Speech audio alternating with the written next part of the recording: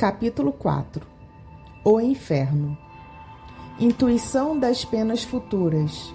O inferno cristão imitado do inferno pagão. Os limbos. Quadro do inferno pagão. Esboço do inferno cristão. Intuição das penas futuras. 1. Desde todas as épocas, o homem acreditou, por intuição, que a vida futura seria feliz ou infeliz, conforme o bem ou o mal praticado neste mundo. A ideia que ele faz, porém, dessa vida está em relação com o seu desenvolvimento, senso moral e noções mais ou menos justas do bem e do mal. As penas e recompensas são o reflexo dos instintos predominantes. Os povos guerreiros fazem consistir a suprema felicidade nas honras conferidas à bravura, os caçadores na abundância da caça, os sensuais nas delícias da voluptuosidade. Dominado pela matéria, o homem não pode compreender, senão imperfeitamente, a espiritualidade, imaginando para as penas e gozos futuros um quadro mais material que espiritual. Afigura-se-lhe que deve comer e beber no outro mundo, porém melhor que na terra. Mais tarde, já se encontra nas crenças sobre a vida futura um misto de espiritualismo e materialismo.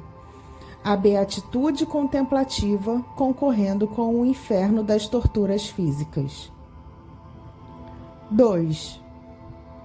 Não podendo compreender senão o que vê, o homem primitivo naturalmente moldou o seu futuro pelo presente, para compreender outros tipos, além dos que tinha à vista, ser-lhe-ia preciso um desenvolvimento intelectual que só o tempo deveria completar.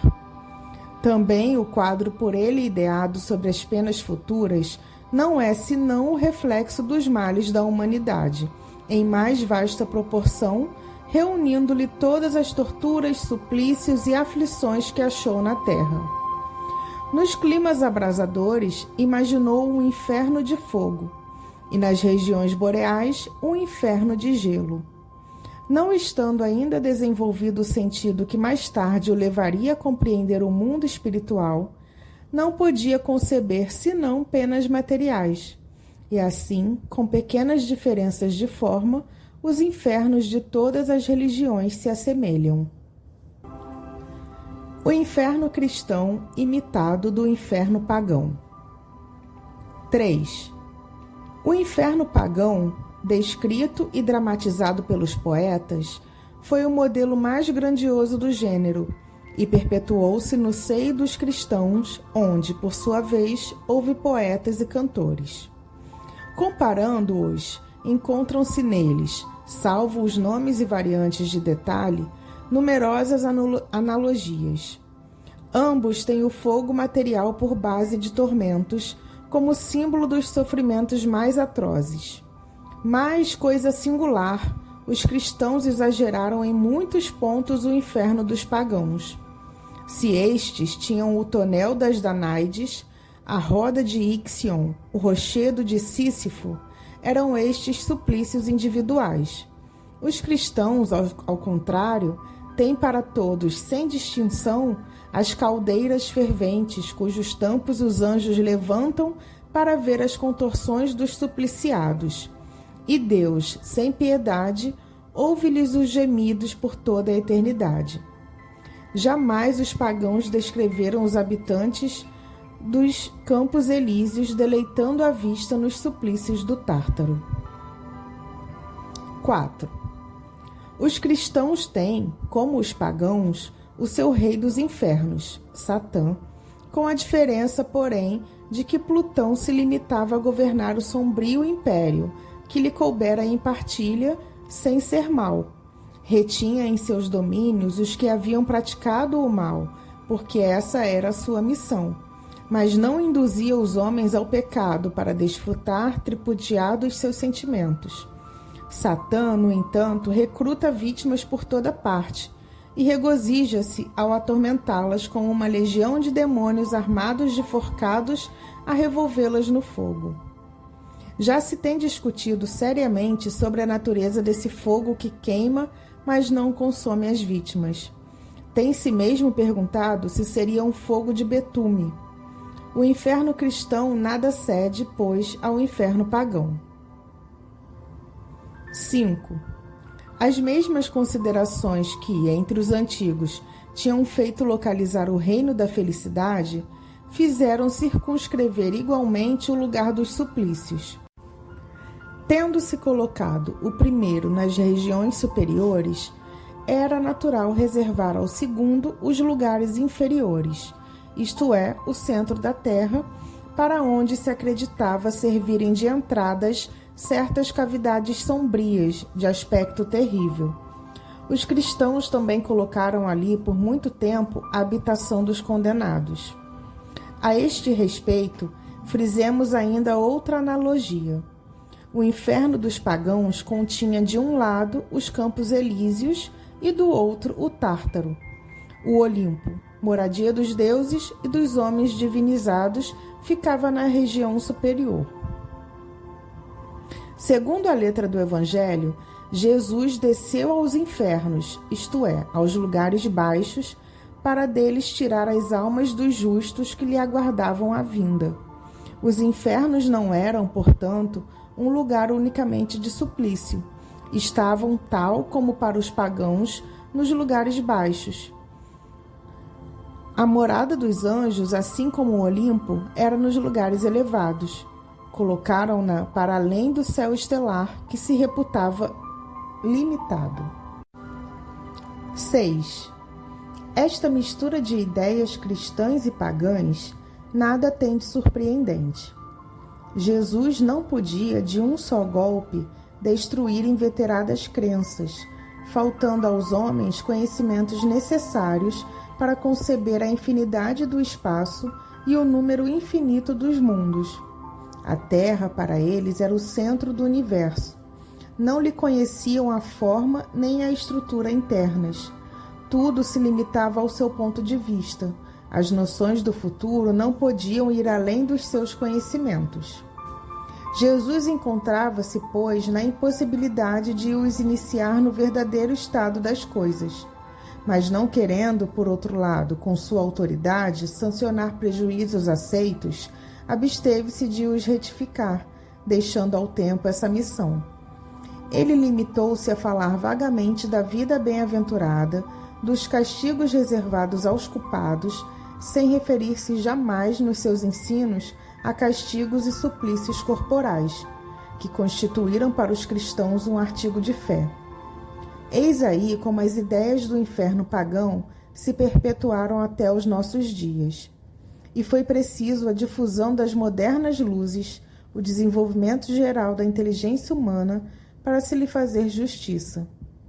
Como, porém, nada de positivo houvesse substituído as ideias recebidas, ao longo período de uma crença cega sucedeu, transitoriamente, o período de incredulidade a que vem por termo a nova revelação.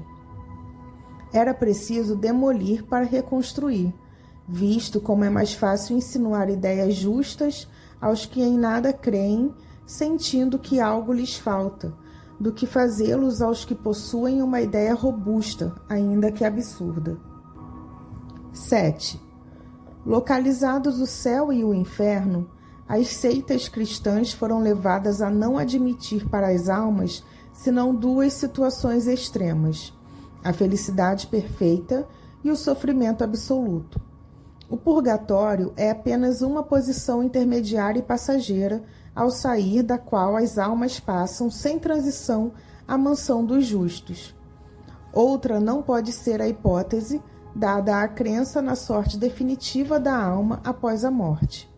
Se não há mais de duas habitações, a dos eleitos e a dos condenados, não se podem admitir muitos graus em cada uma, sem admitir a possibilidade de os franquear e, consequentemente, o progresso. Ora, se há progresso, não há sorte definitiva, e se há sorte definitiva, não há progresso. Jesus resolveu a questão quando disse: há muitas moradas na casa de meu Pai. Os limbos. 8. É verdade que a Igreja admite uma posição especial em casos particulares. As crianças falecidas em tenra idade, sem fazer mal algum, não podem ser condenadas ao fogo eterno.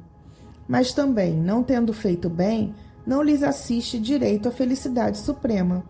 Ficam nos limbos, diz-nos a Igreja, nessa situação jamais definida, na qual, se não sofrem, também não gozam da bem-aventurança. Esta, sendo tal sorte irrevogavelmente fixada, fica-lhes defesa para sempre. Tal privação importa, assim, um suplício eterno e tanto mais imerecido, quanto é certo não ter dependido dessas almas que as coisas assim sucedessem. O mesmo se dá quanto ao selvagem que, não tendo recebido a graça do batismo e as luzes da religião, peca por ignorância, entregue aos instintos naturais. Certo, este não tem a responsabilidade e o mérito cabíveis ao que procede com conhecimento de causa. A simples lógica repele uma tal doutrina em nome da justiça de Deus, que se contém integralmente nestas palavras do Cristo: a cada um segundo as suas obras. Obras, sim, boas ou mais, porém praticadas voluntária e livremente, únicas que comportam responsabilidade. Neste caso, não podem estar a criança, o selvagem e tampouco aquele que não foi esclarecido. Quadro do inferno pagão. 9. O conhecimento do inferno pagão nos é fornecido quase exclusivamente pela narrativa dos poetas. Homero e Virgílio dele deram a mais completa descrição, devendo, contudo, levar-se em conta as necessidades poéticas impostas à forma. A descrição de Fénelon no Telêmaco, posto que aurida na mesma fonte quanto as crenças fundamentais, tem a simplicidade mais concisa da prosa. Descrevendo o aspecto lúgubre dos lugares, preocupa-se principalmente em realçar o gênero de sofrimento dos culpados, estendendo-se sobre a sorte dos maus reis, com vista à instrução do seu régio discípulo. Por muito popular que seja esta obra, nem todos têm presente à memória sua descrição, ou não meditaram sobre ela de modo a estabelecer comparação. E assim acreditamos de utilidade reproduzir os tópicos que mais diretamente interessam ao nosso assunto, isto é, os que se referem especialmente às penas individuais. 10. Ao entrar, Telêmaco ouve gemidos de uma sombra inconsolável. Qual é, perguntava-lhe, a vossa desgraça? Quem fostes na terra? Nabofarzã, responde a sombra, rei da soberba Babilônia. Ao ouvir meu nome, tremiam todos os povos do Oriente. Fazia-me adorar pelos babilônios num templo todo de mármore, representado por uma estátua de ouro, a cujos pés se queimavam noite e dia os preciosos perfumes da Etiópia. Jamais alguém ousou contradizer-me sem de pronto ser punido. Inventavam-se dia a dia prazeres novos para tornar-me a vida mais e mais deliciosa. Moço e robusto, quantos prazeres me restavam ainda por usufruir no trono. Mas certa mulher, que eu amava e que me não correspondia, fez-me sentir claramente que eu não era um deus. Envenenou-me e nada mais sou. As minhas cinzas foram ontem encerradas com pompa em urna de ouro. Choraram, arrancaram cabelos, pretenderam fingidamente atirar-se às chamas da minha fogueira, a fim de morrerem comigo. Vão ainda gemer junto do túmulo das minhas cinzas, mas ninguém me deplora.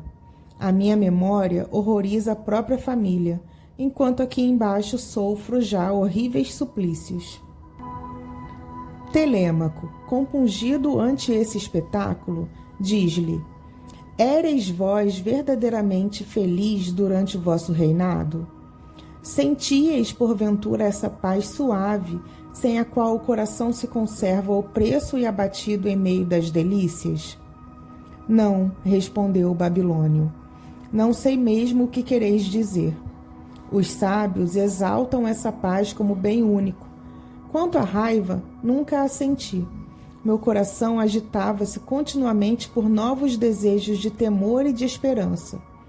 Procurava aturdir-me com o abalo das próprias paixões, tendo o cuidado de entreter essa embriaguez para torná-la permanente. Continua.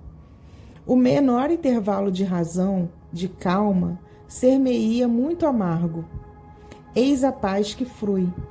Qualquer outra parece-me antes uma fábula, um sonho. São esses os bens que choro. Assim falando, o babilônio chorava qual homem pusilânime, enervado pelas prosperidades, desabituado de suportar resignadamente uma desgraça. Havia junto dele alguns escravos mortos em homenagem honrosa aos seus funerais. Mercúrio os entregara a Caronte com o seu rei, outorgando-lhes poder absoluto sobre esse rei a quem tinham servido na terra. Essas sombras de escravos não temiam a sombra de Nabofarzã, que retinham encadeada, infligindo-lhe as mais cruéis afrontas. Dizia-lhe uma: não éramos nós homens iguais a ti? Insensato que eras, julgavas-te um Deus, a ponto de esqueceres a tua origem comum a todos os homens. Outra, para insultá-lo, dizia: tinhas razão em não querer que por homem te houvessem, porque na verdade eras um monstro desumano. Ainda outra: então, onde estão agora os teus aduladores? Nada mais tens a dar, desgraçado. Nem mesmo o mal podes fazer mais. Este reduzido a escravo dos teus escravos. A justiça dos deuses tarda, mas não falha. A estas frases duras, Nabofarzã se rojava por terra, arrancando os cabelos em excesso de raiva e desespero. Mas Caronte instigava os escravos: arrastem-no pela corrente, levantem-no contra a vontade.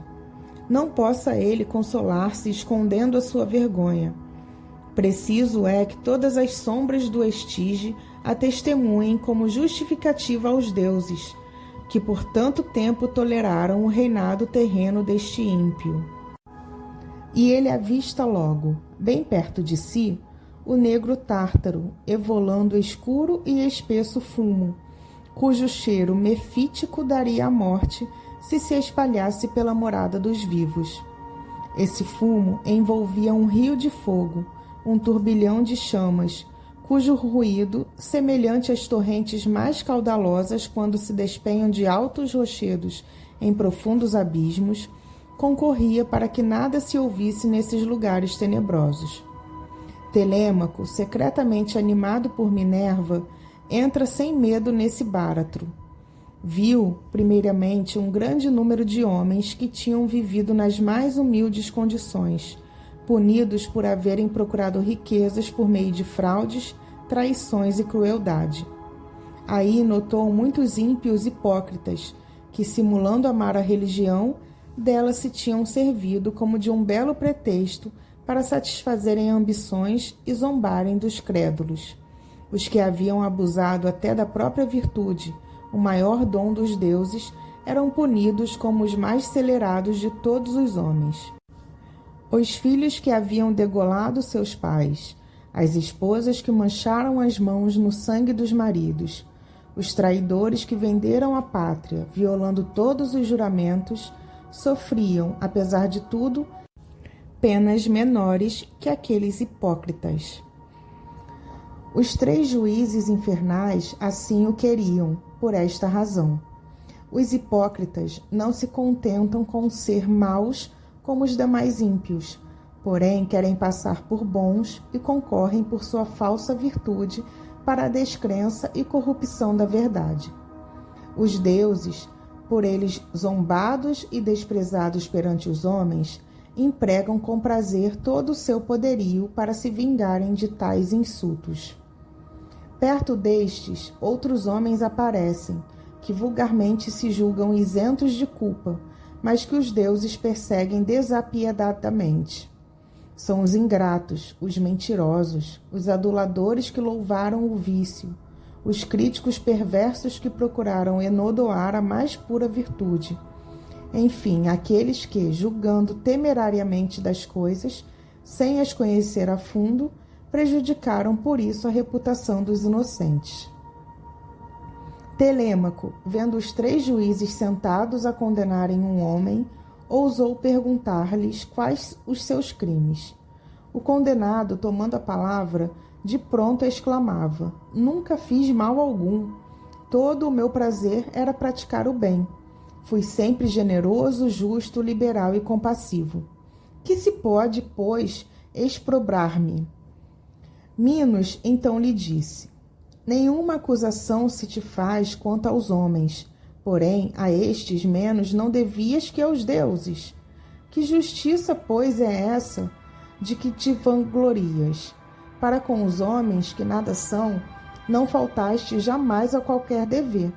Foste virtuoso, é certo, mas só atribuíste essa virtude a ti próprio, esquecendo os deuses que te deram. Tudo porque querias gozar do fruto da tua virtude encerrado em ti mesmo. Foste a tua divindade. Mas os deuses que tudo fizeram e o fizeram para si, não podem renunciar aos seus direitos. E, pois que quiseste pertencer-te e não a eles, entregar-te-ão a ti mesmo, esquecidos de ti, como deles te esqueceste. Procura agora, se podes, o consolo em teu próprio coração. Este agora para sempre separado dos homens, aos quais querias agradar. Este só contigo, tu que eras o teu ídolo. Fica sabendo que não há verdadeira virtude sem respeito e amor aos deuses, a quem tudo é devido. A tua falsa virtude, que por muitos anos deslumbrou os ingênuos, vai ser confundida. Não julgando os homens o vício e a virtude, senão pelo que lhes agrada ou os incomoda, são cegos quanto ao bem e quanto ao mal. Aqui, uma luz divina derroga seus julgamentos artificiais, condenando muita vez o que eles admiram e outras vezes justificando o que condenam. A estas palavras, o filósofo, como que ferido por um raio, mal podia suster-se. O deleite que tivera outrora em rever a sua moderação, a coragem, as inclinações generosas, transformavam-se em desespero. A visão do próprio coração inimigo dos deuses promove-lhe suplícios. Vê e não pode deixar de se ver. Vê a vaidade dos preconceitos humanos, aos quais buscava lisonjear em todas as suas ações. Opera-se uma revolução radical em todo o seu íntimo, como se lhe revolvessem todas as entranhas. Reconhece-se outro. Não encontra apoio no coração. A consciência, cujo testemunho tão agradável lhe fora, revolta-se contra ele, incriminando-lhe amargamente o desvario, a ilusão de todas as suas virtudes, que não tiveram por princípio e por fim o culto da divindade. E ei-lo perturbado, consternado, preso da vergonha, do remorso, do desespero. As fúrias não o atormentam, bastando-lhes o terem entregado a si próprio, para que expie pelo coração a vingança dos deuses desprezados. Procurando a treva, não pode encontrá-la, porquanto inoportuna luz o segue por toda parte. De todos os lados, os raios penetrantes da verdade vingam a verdade que ele desdenhou seguir. Tudo o que amava se lhe torna odioso como fonte dos seus males infindáveis. Murmura consigo: ó insensato, não conheci, pois, nem os deuses, nem os homens, nem a mim mesmo, porque jamais amei o verdadeiro e único bem. Todos os meus passos foram tresloucados. A minha sabedoria não passava de loucura. A minha virtude não era mais do que o orgulho impiedoso e cego. Eu era, enfim, o meu ídolo. Finalmente reconheceu Telêmaco os reis condenados por abuso de poder. De um lado, vingadora fúria apresentava-lhes um espelho a refletir a monstruosidade dos seus vícios. Aí viam, sem poder desviar os olhos, a vaidade grosseira e ávida de ridículos louvores, a crueldade para com aqueles a quem deveriam ter feito felizes, o temor da verdade, a insensibilidade para com as virtudes, a predileção pelos covardes e aduladores, a falta de aplicação, a inércia, a indolência, a desconfiança ilimitada, o fausto e a magnificência excessivos calcados sobre a ruína dos povos, a ambição de glórias vais à causa do sangue dos concidadãos, a fereza, enfim, que procura cada dia novas delícias nas lágrimas e no desespero de tantos infelizes. Esses reis reviam-se constantemente nesse espelho, achando-se mais monstruosos e horrendos que a própria quimera vencida por Belerofonte, que a hidra de Lerna abatida por Hércules, e que Cérbero vomitando por suas 3 goelas um sangue negro e venenoso, capaz de empestear todas as raças de mortais que vivem sobre a terra. De outro lado, outra fúria lhes repetia injuriosamente todos os louvores que os lisonjeiros lhes dispensavam em vida, e mostrava-lhes ainda outro espelho em que se viam tais como a lisonja os pintara. Da antítese dos 2 quadros brotava o suplício do amor próprio. Era para notar que os piores dentre esses reis foram os que tiveram maiores e mais fulgentes louvores durante a vida. Por isso que os maus são mais temidos que os bons e exigem impudicamente as vis adulações dos poetas e oradores do seu tempo. Na profundeza dessas trevas, onde só os insultos e escárnios padecem, ouvem-se-lhes os gemidos agoniados. Nada os cerca que os não repila, contradiga e confunda em contraste ao que supunham na vida, zombando dos homens convictos de que tudo era feito para servi-los. No Tártaro, entregues a todos os caprichos de certos escravos, estes lhes fazem provar por sua vez a mais cruel servidão. Humilhados dolorosamente, não lhes resta esperança alguma de modificar ou abrandar o cativeiro. Qual bigorna sob as marteladas dos cíclopes, quando Vulcano os acoroçoa nas fornalhas incandescentes do Monte Etna, assim permanecem à mercê das pancadas desses escravos transformados em verdugos. Aí viu Telêmaco pálidos semblantes, hediondos e consternados. Negra tristeza essa que consome estes criminosos, horrorizados de si próprios, sem poderem dela despojar-se como da própria natureza. Não tem outro castigo às suas faltas que não as mesmas faltas. Vêem-se incessantemente na plenitude da sua enormidade, apresentando-se-lhes sob a forma de espectros horríveis que os perseguem. Procurando eximir-se a essa perseguição, buscam morte mais potente do que a que os separou do corpo. Desesperados, invocam uma morte capaz de extinguir-lhes a consciência. Pedem aos abismos que os absorvam, a fim de se furtarem aos raios vingadores da verdade que os atormenta. Mas continuam votados à vingança que sobre eles destila, gota a gota, e que jamais estancará. A verdade que temem ver constitui-se em suplício. Veem-na contudo, e só têm olhos para vê-la erguer-se contra eles, ferindo-os, despedaçando-os, arrancando-os de si mesmos, como raio, sem nada destruir-lhes exteriormente, a penetrar-lhes o âmago das entranhas.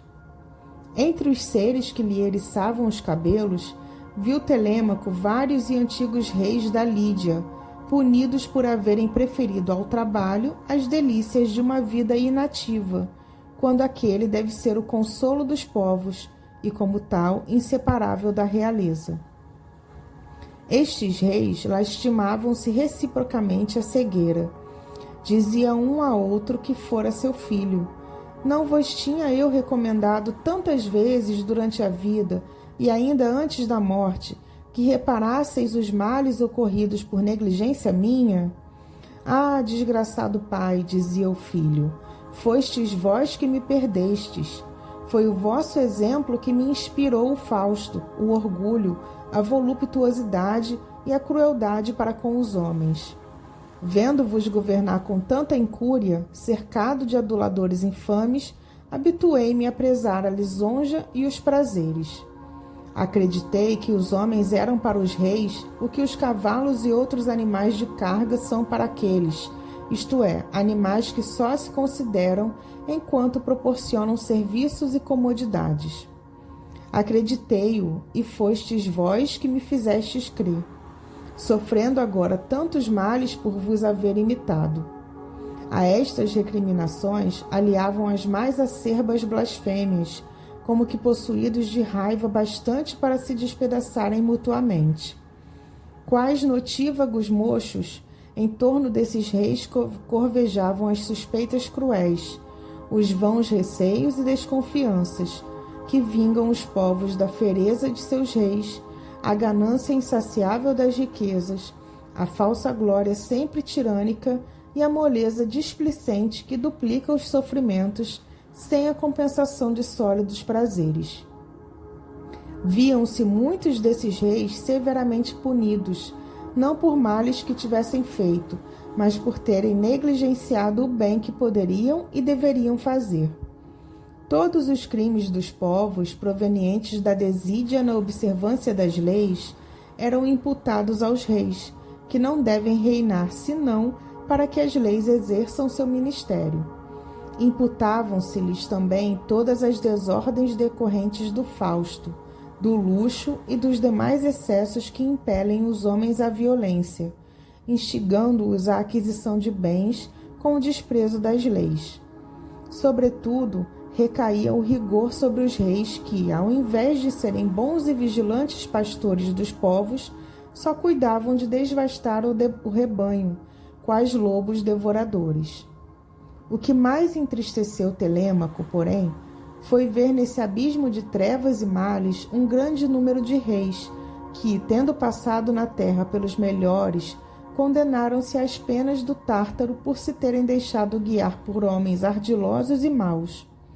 Tal punição correspondia aos males que tinham deixado praticar em nome da sua autoridade. Ademais, a maior parte desses reis não foram nem bons nem maus, tal a sua fraqueza. Não os atemorizava a ignorância da verdade, e assim como nunca experimentaram o prazer da virtude, jamais poderiam fazê-lo consistir na prática do bem. Esboço do inferno cristão. 11. A opinião dos teólogos sobre o inferno resume-se nas seguintes citações. Esta descrição, sendo tomada dos autores sagrados e da vida dos santos, pode tanto melhor ser considerada como expressão da fé ortodoxa na matéria, quanto é ela reproduzida a cada instante, com pequenas variantes, nos sermões do púlpito evangélico e nas instruções pastorais. 12.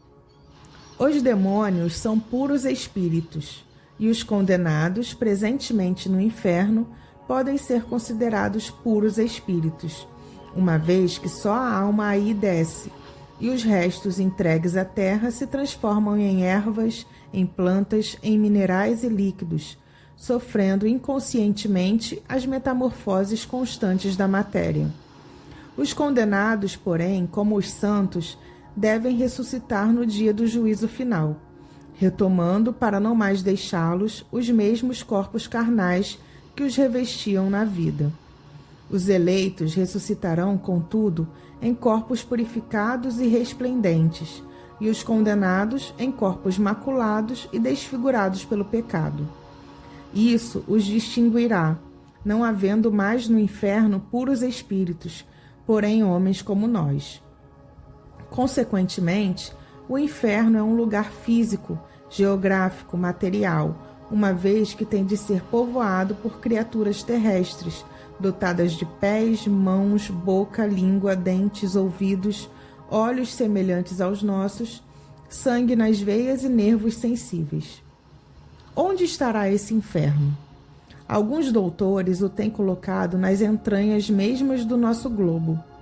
Outros não sabemos em que planeta, sem que o problema se haja resolvido por qualquer concílio. Estamos, pois, quanto a este ponto, reduzidos a conjecturas.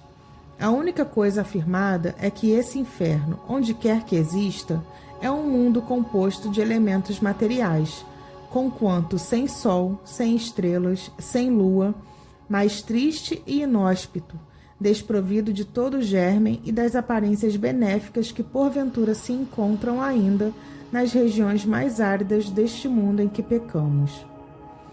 Os teólogos mais circunspectos não se atrevem, à semelhança dos egípcios, dos hindus e dos gregos, a descrever os horrores dessa morada, limitando-se a nola mostrar como premissas no pouco que dela fala a Escritura, o lago de fogo e enxofre do Apocalipse e os vermes de Isaías, esses vermes que formigam eternamente sobre os cadáveres do Tofel, e os demônios atormentando os homens aos quais eles perderam, e os homens a chorarem, rangendo os dentes, segundo a expressão dos evangelistas.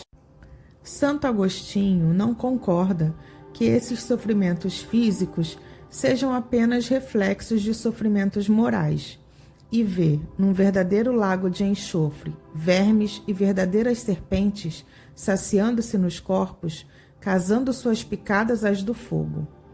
Ele pretende mais, segundo um versículo de São Marcos, que esse fogo estranho, posto que material como o nosso e atuando sobre corpos materiais, os conservará como o sal conserva o corpo das vítimas. Os condenados, vítimas sempre sacrificadas e sempre vivas, sentirão a tortura desse fogo que queima sem destruir. Penetrando-lhes a pele, serão dele embebidos e saturados em todos os seus membros, na medula dos ossos, na pupila dos olhos, nas mais recônditas e sensíveis fibras do seu ser. A cratera de um vulcão, se aí pudessem submergir, ser-lhes-ia lugar de refrigério e repouso. Assim falam com toda a segurança os teólogos mais tímidos, discretos e comedidos. Não negam que haja no inferno outros suplícios corporais, mas dizem que, para afirmá-lo, lhes falta suficiente conhecimento, pelo menos tão positivo como o que lhes foi dado sobre o suplício horrível do fogo e dos vermes. Há, contudo, teólogos mais ousados ou mais esclarecidos, que dão do inferno descrições mais minuciosas, variadas e completas. E conquanto se não saiba em que lugar do espaço está situado esse inferno, há santos que o viram. Eles não foram lá ter com a lira na mão, como Orfeu, de espada em punho, como Ulisses, mas transportados em espírito. Desse número é Santa Teresa. Dir-se-ia pela narrativa da santa que há uma cidade no inferno. Ela aí viu, pelo menos, uma espécie de viela comprida e estreita, como essas que abundam em velhas cidades, e percorreu-a horrorizada, caminhando sobre lodoso e fétido terreno, no qual pululavam monstruosos répteis. Foi, porém, detida em sua marcha por uma muralha que interceptava a viela, em cuja muralha havia um nicho onde se abrigou, aliás, sem poder explicar a ocorrência. Era, diz ela, o lugar que lhe destinavam se abusasse em vida das graças concedidas por Deus em sua cela de Ávila. Apesar da facilidade maravilhosa que tivera em penetrar esse nicho, não podia sentar-se ou deitar-se, nem manter-se de pé. Tampouco podia sair. Essas paredes horríveis, abaixando-se sobre ela, envolviam-na, apertavam-na como se fossem animadas de movimento próprio. Parecia-lhe que a afogavam, estrangulando-a ao mesmo tempo que a esfolavam e retalhavam em pedaços. Ao sentir queimar-se, experimentou igualmente toda a sorte de angústias. Sem esperança de socorro, tudo era trevas em torno de si. posto que através dessas trevas percebesse, não sem pavor, a hedionda viela em que se achava, com a sua imunda vizinhança. Este espetáculo era-lhe tão intolerável quanto os apertos mesmos da prisão. Esse não era, sem dúvida, mais que um pequeno recanto do inferno. Outros viajantes espirituais foram mais favorecidos, pois viram grandes cidades no inferno, quais enormes braseiros. Babilônia e Nínive, a própria Roma, com seus palácios e templos abrasados, acorrentados todos os habitantes. Traficantes em seus balcões, sacerdotes reunidos a cortesãos em salas de festim, chumbados às cadeiras ululantes, levando aos lábios rubras taças chamejantes.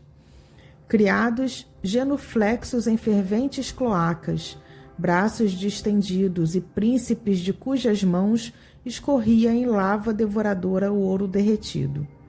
Outros viram no inferno planícies sem fim, cultivadas por camponeses famintos, que, nada colhendo desses campos fumegantes, dessas sementes estéreis, se entredevoravam, dispersando-se em seguida tão numerosos como dantes, magros, vorazes e em bando, indo procurar ao longe, em vão, terras mais felizes.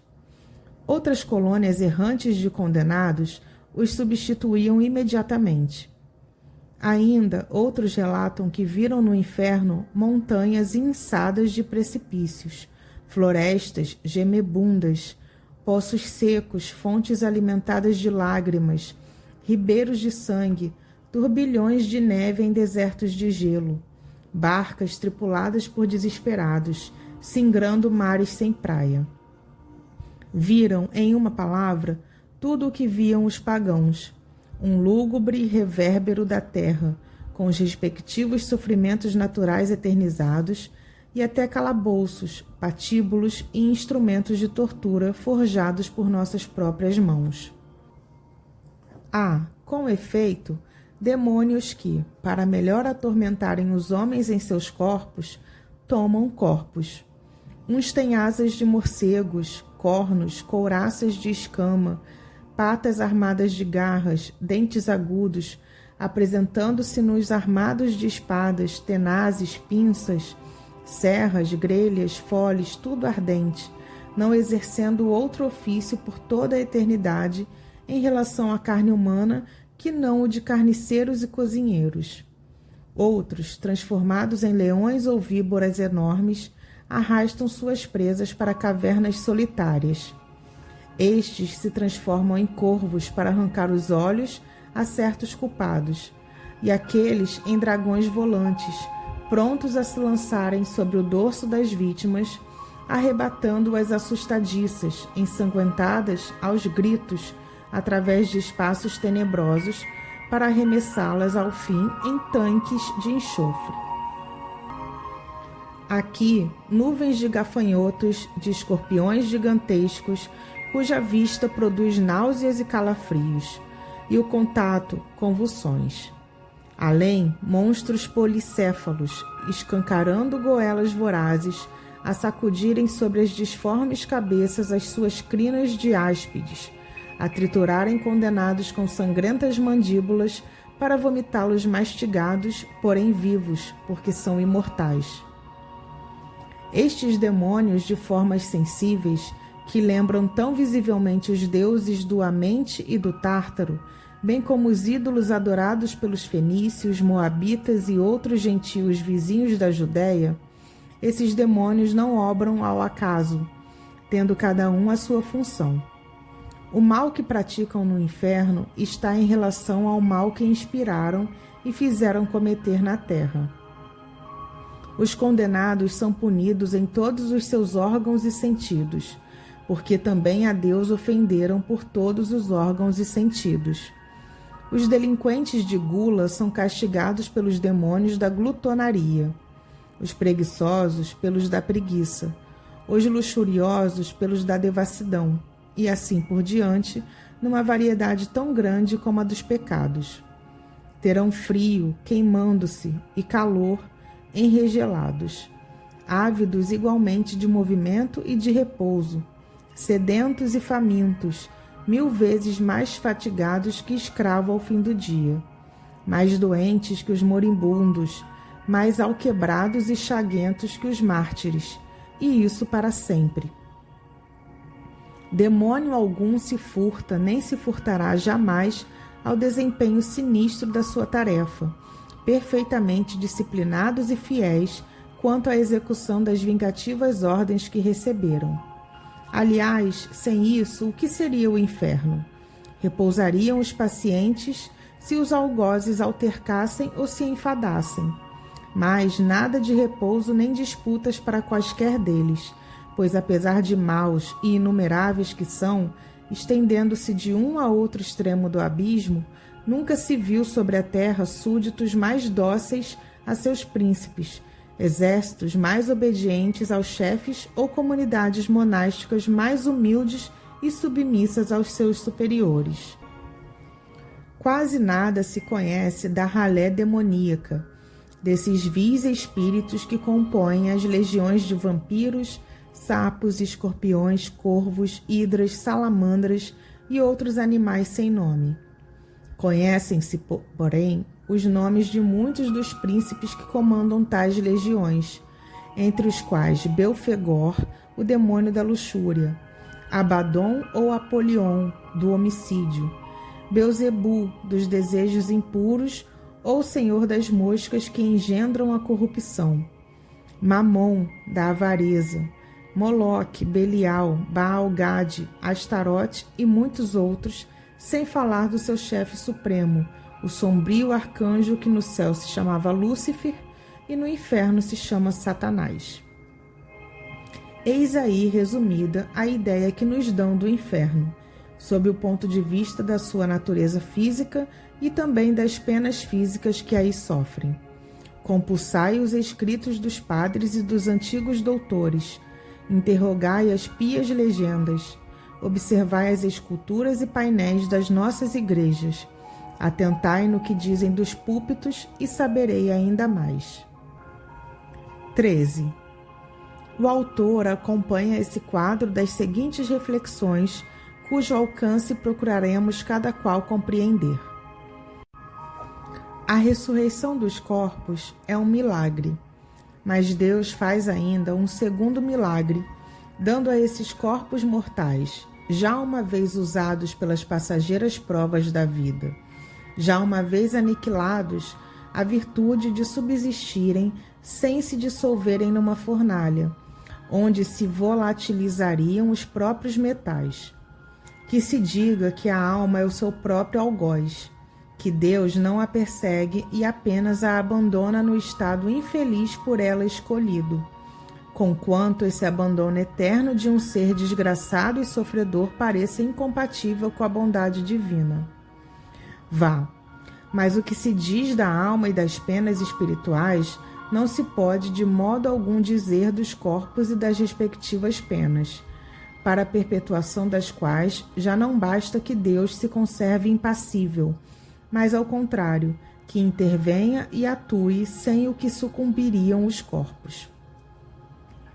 Os teólogos supõem, portanto, que Deus opera efetivamente após a ressurreição dos corpos, esse segundo milagre de que falamos, que em primeiro lugar tira dos sepulcros que os devoravam os nossos corpos de barro, retira-os tais como aí baixaram com suas enfermidades originais e degradações sucessivas da idade. Restitui-nos a esse estado, decrépitos, friorentos, gotosos, cheios de necessidades, sensíveis a uma picada de abelha, assinalados dos estragos da vida e da morte, e está feito o primeiro milagre. Depois, a esses corpos raquíticos, prontos a voltarem ao pó de onde saíram, outorga propriedades que nunca tiveram, a imortalidade, esse dom que, em sua cólera, dizei antes em sua misericórdia, retirara a Adão ao sair do Éden, e eis completo o segundo milagre. Adão, quando imortal, era invulnerável, e deixando de ser invulnerável, tornou-se mortal. A morte seguia de perto a dor. A ressurreição não nos restabelece, pois, nem nas condições físicas do homem inocente, nem nas do culpado, sendo antes uma ressurreição das nossas misérias somente, mas com um acréscimo de misérias novas, infinitamente mais horríveis. É, de alguma sorte, uma verdadeira criação, e a mais maliciosa que a imaginação tenha, porventura, ousado conceber. Deus muda de parecer, e para juntar aos tormentos espirituais dos pecadores, tormentos carnais que possam durar eternamente, transforma de súbito, por efeito do seu poder, as leis e propriedades por ele mesmo estabelecidas de princípio aos compostos materiais.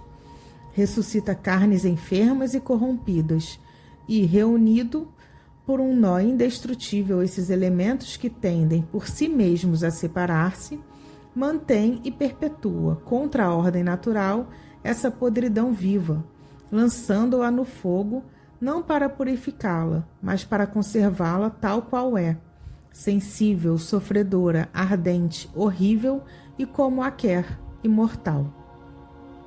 Por este milagre se arvora Deus num dos algozes infernais, pois se os condenados só a si podem atribuir seus males espirituais, em compensação só a Deus poderão imputar os outros. Era pouco, aparentemente, o abandono, depois da morte, a tristeza, ao arrependimento, as angústias de uma alma que sente perdido o bem supremo. Segundo os teólogos, Deus irá buscá-las nessa noite, ao fundo desse abismo, chamando-as momentaneamente à vida, não para as consolar, mas para as revestir de um corpo horrendo, chamejante, imperecível, mais empestado que a túnica de Dejanira, abandonando-as então para sempre. Ainda assim, ele não as abandonará para sempre, em absoluto, visto como céu e terra não subsistem senão por ato permanente da sua vontade sempre ativa. Deus terá, portanto, sem cessar, esses condenados à mão, para impedir que o fogo se extinga em seus corpos, consumindo-os e querendo que contribuam perenemente por seus perenes suplícios para a edificação dos escolhidos. 14. Dissemos, e com razão, que o inferno dos cristãos excedera o dos pagãos. Efetivamente, no Tártaro, vêem-se culpados torturados pelo remorso, ante suas vítimas e seus crimes, acabrunhados por aqueles que espezinharam na vida terrestre. Vemo-los fugirem à luz que os penetra, procurando em vão esconderem-se aos olhares que os perseguem. Aí o orgulho é abatido e humilhado, trazendo todos os estigmas do seu passado, punidos pelas próprias faltas, a ponto tal que, para alguns, basta entregá-los a si mesmos, sem ser preciso aumentar-lhes os castigos. Contudo, são sombras, isto é, almas com corpos fluídicos, imagens da sua vida terrestre. Lá não se vê os homens retomarem o corpo carnal para sofrer materialmente, com fogo a penetrar-lhes a pele, saturando-os até a medula dos ossos. Tampouco se vê o requinte das torturas que constituem o fundo do inferno cristão. Juízes inflexíveis, porém justos, proferem a sentença proporcional ao delito, ao passo que no império de Satã são todos confundidos nas mesmas torturas, com a materialidade por base e banida toda a qualquer equidade. Incontestavelmente, há hoje no selo da Igreja muitos homens sensatos que não admitem essas coisas à risca, vendo nelas antes simples alegorias cujo sentido convém interpretar.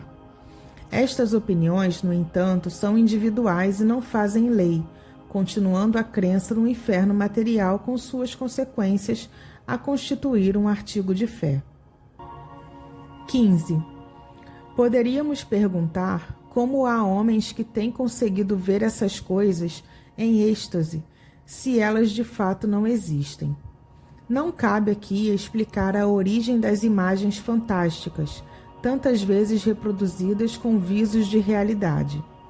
Diremos apenas ser preciso considerar, em princípio, que o êxtase é a mais incerta de todas as revelações, porquanto o estado de sobreexcitação nem sempre importa um desprendimento da alma tão completo que se imponha à crença absoluta, denotando muitas vezes o reflexo de preocupações da véspera. As ideias com que o espírito se nutre e das quais o cérebro, ou antes o invólucro perispiritual correspondente a este, conserva a forma ou a estampa, se reproduzem amplificadas como em uma miragem, sob formas vaporosas que se cruzam, se confundem e compõem um todo extravagante. Os extáticos de todos os cultos sempre viram coisas em relação com a fé de que se presumem penetrados. Não sendo, pois, extraordinário que Santa Teresa e outros, tal qual ela, saturados de ideias infernais pelas descrições, verbais ou escritas, hajam tido visões, que não são, propriamente falando, mais que reproduções por efeito de um pesadelo. Um pagão fanático teria antes visto o Tártaro e as Fúrias, ou Júpiter no Olimpo empunhando o raio.